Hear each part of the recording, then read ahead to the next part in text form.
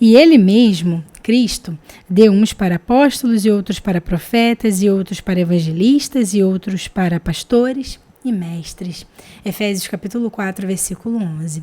Bem, hoje eu vou falar sobre os 5 ministérios de Jesus, ou os 5 dons ministeriais, que são dádivas do Senhor para o serviço espiritual da igreja.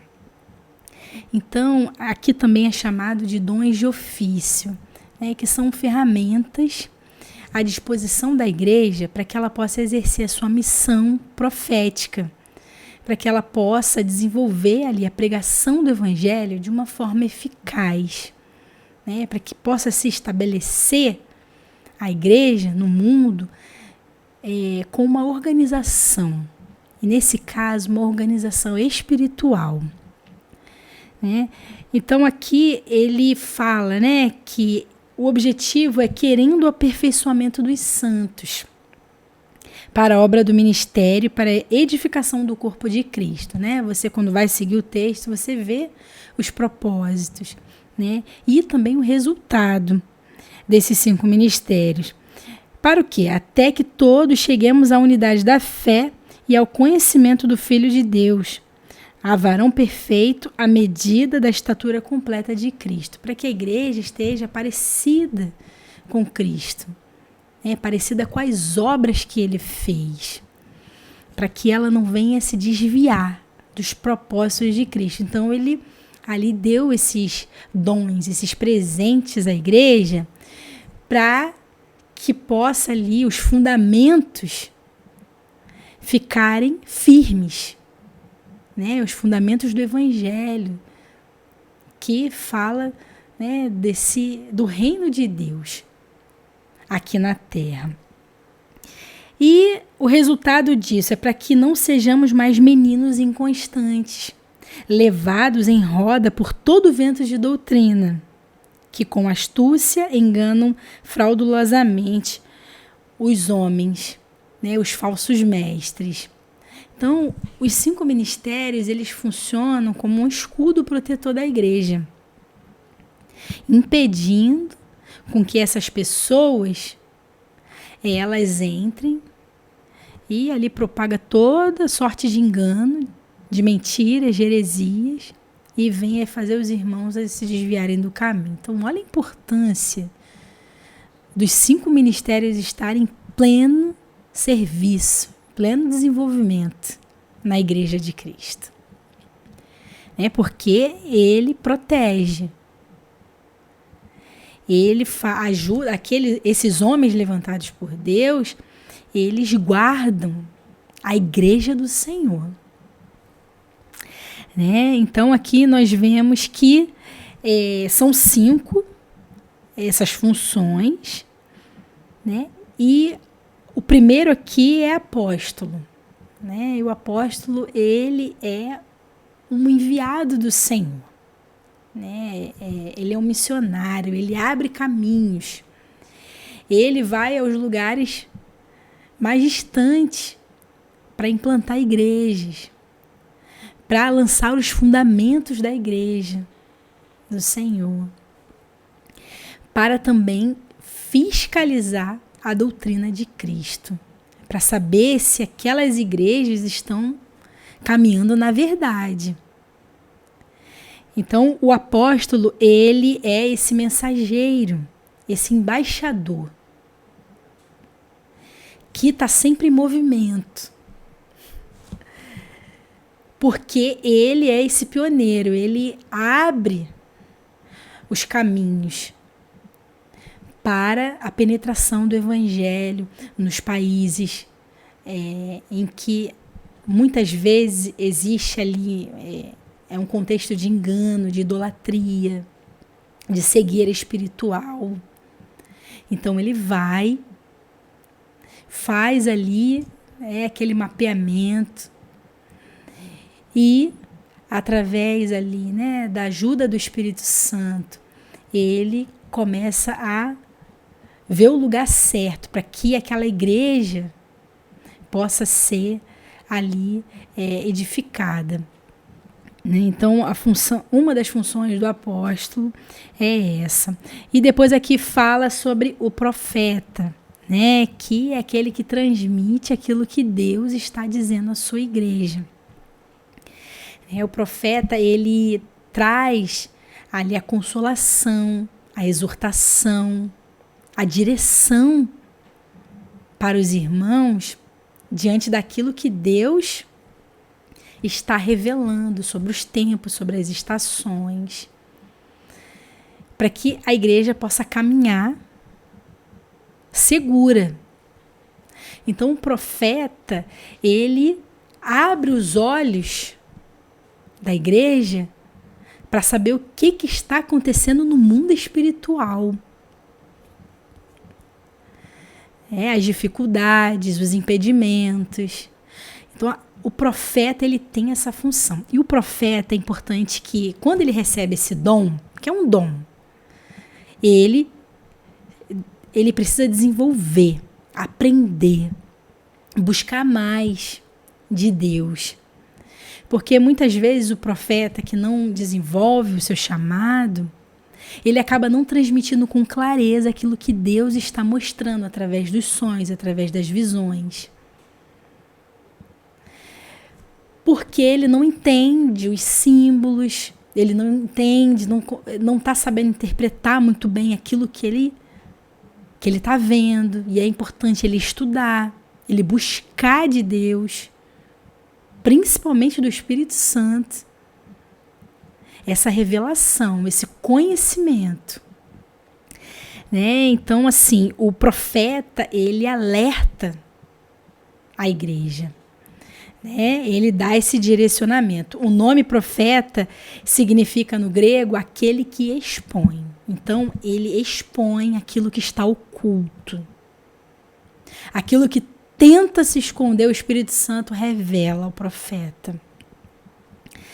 É uma função muito importante, assim como todas, mas é uma função em que faz com que a igreja enxergue aquilo que muitas vezes está debaixo do nariz, mas as pessoas não estão vendo.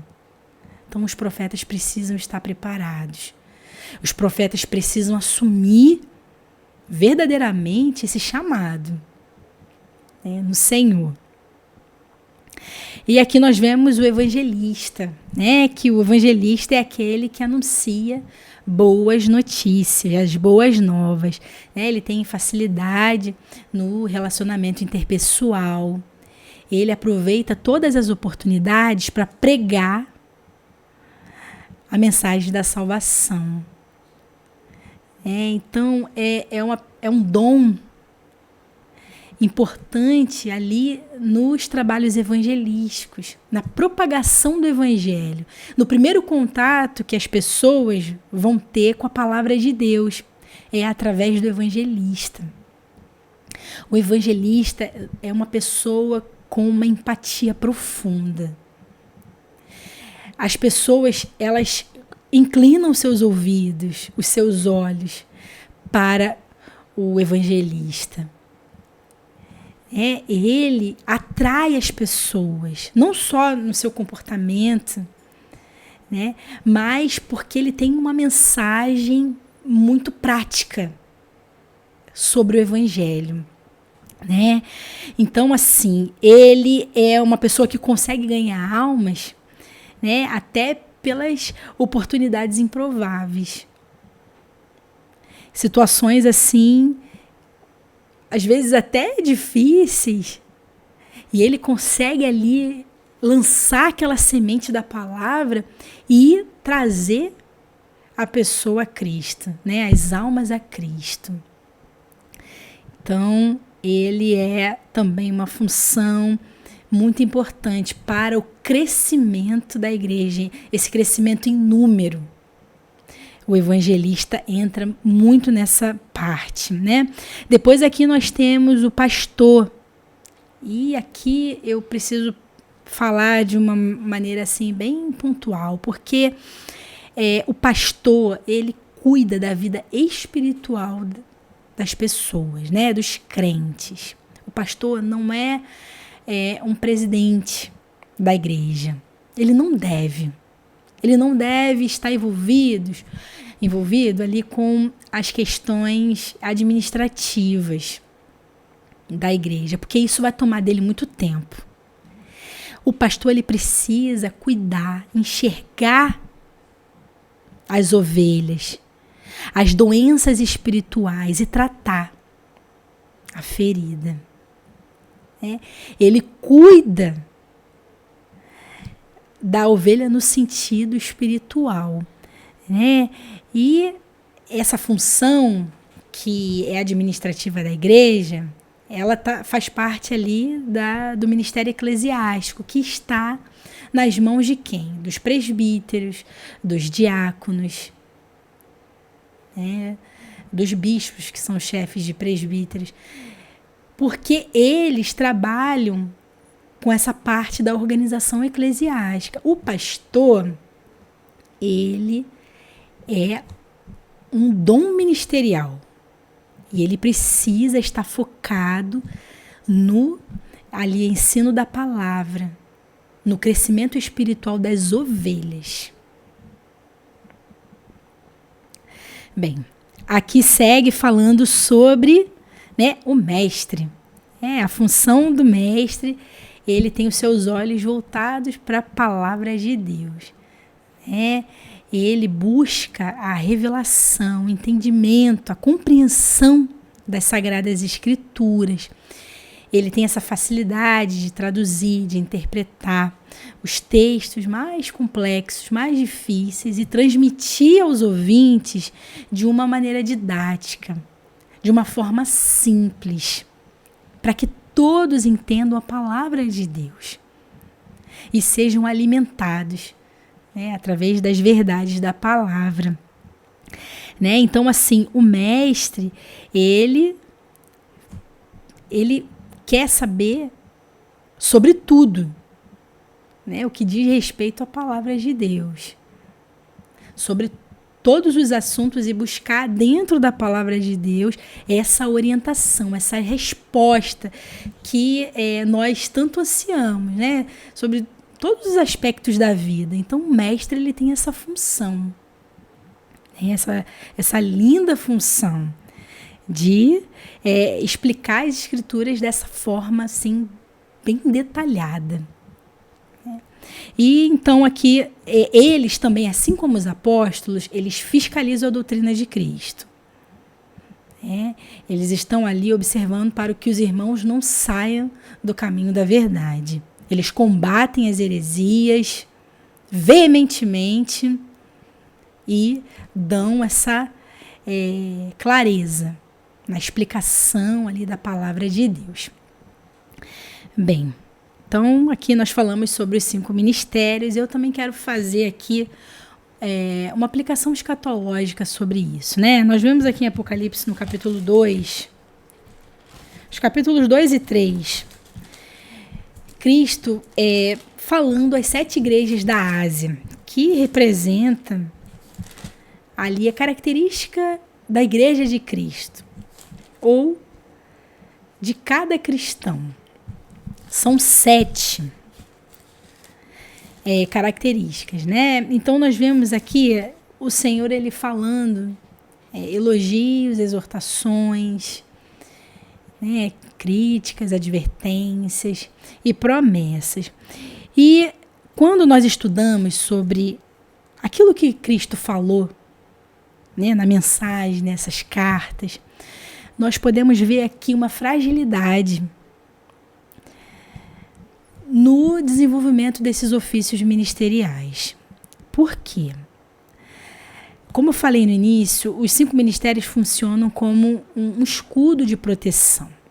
E quando nós vamos ler aqui sobre aquilo que Cristo falou, a igreja de Pérgamo, a igreja de Tiatira, a igreja de Sardes, nós ficamos assim decepcionados. Porque aqui nós vemos que essas igrejas acabaram abrindo para todo tipo de engano. imoralidade, né, a heresia. E os irmãos aqui se desviando dos propósitos de Cristo.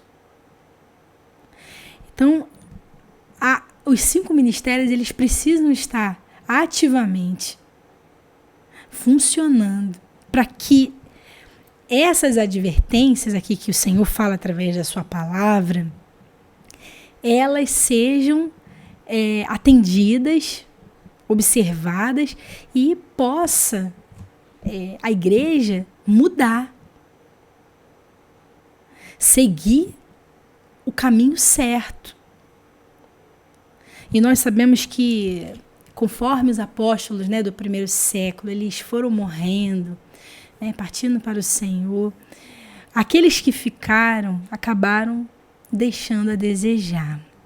E nós vemos a igreja entrando, né, a própria humanidade, num período assim de escuridão, num tempo de muita heresia, num tempo de muito engano.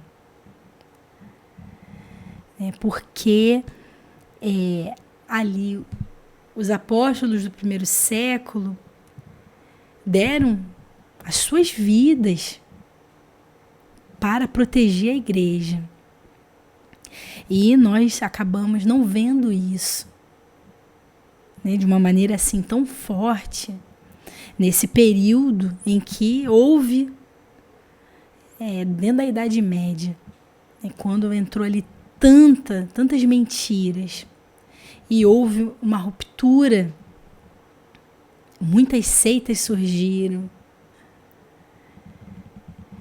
e a igreja, né, teve que prestar obediência a um sistema que trouxe muito engano. Então, assim, eu quero encerrar essa palavra, né, dizendo que é importante haver esse despertamento dentro do ofício dos 5 ministérios dentro da igreja, porque Cristo está voltando. E como que essa liderança vai apresentar diante do Senhor a igreja que Ele espera, né? Então, assim, que não venhamos, né, como servos do Senhor, retroceder como nos tempos passados, mas que possamos avançar e viver os propósitos de Deus que Ele tem para fazer, né, na igreja dos últimos dias. Amém? Amém.